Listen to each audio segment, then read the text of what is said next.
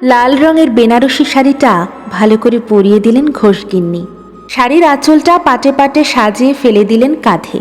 শাড়ির কুচিটাও খুব যত্ন করে করলেন। মাথায় সোনালি রঙের ওড়নাটা ঝুলিয়ে দিয়ে অবাক চোখে দেখছেন। সিঁথি জুড়ে লেপটে দিলেন লাল রং, কপালে এঁকে দিলেন লাল টিপ। তারপর সুধীরবাবুকে ডেকে বললেন, দেখো তো কি অপূর্ব রূপ, চোখ ধাঁধিয়ে যাচ্ছে আমার। সুধীরবাবু চন্দন পাটায় চন্দন ঘষছেন, মুখ তুলে তাকিয়ে আছেন। সত্যি অপূর্ব সুন্দরী। ৩৩ বছরের কালী পুজো এবার ঘোষবাড়িতে। আগে লোকজনে ভর্তি থাকতো বাড়ি, কিন্তু এখন দিনের দিন সব আসে, পুজো দেখে, প্রসাদ খায়, রাতে চলেও যায়। ছেলেমেয়েরাই ঠিকঠাক সময় দেয় না, আর অন্য আত্মীয়রা। 2 ছেলে 4 মেয়ে এই ঘোষগিন্নি আর সুধীরবাবুর। সবাই সবার জীবনে প্রতিষ্ঠিত, শুধু এই ছোট্ট মেয়েটারই কোনো গতি হলো না। গায়ের রংটাই মেরে দিল মেয়েটার।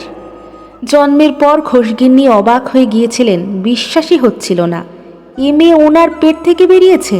ছেলেরা এক একজন রাজপুত্র ওনার, মেয়েরাও অপূর্ব সুন্দরী। কোথা থেকে যে এমন মিশমিশে কালো রং নিয়ে জন্মালো ছোট মেয়েটা, বুঝেই পায় না ঘোষগিন্নি। দেখলেই কেমন রাগ হয়। আরে কালোরও জাত আছে, এ যেন আলকাতরা রং।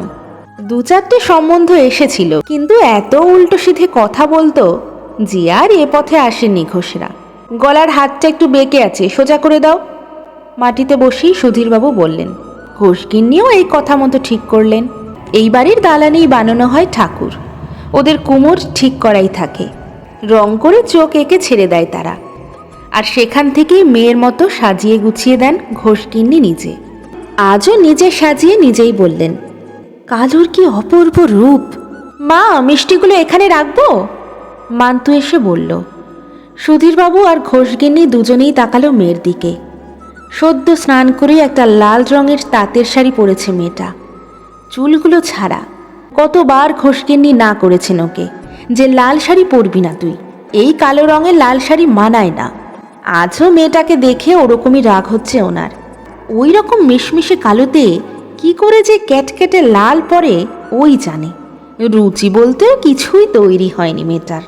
আবার এই রং পরেছিস? ঘোষগিন্নি কালী ঠাকুরের নাকের নথটা পরাতে পরাতে বললেন।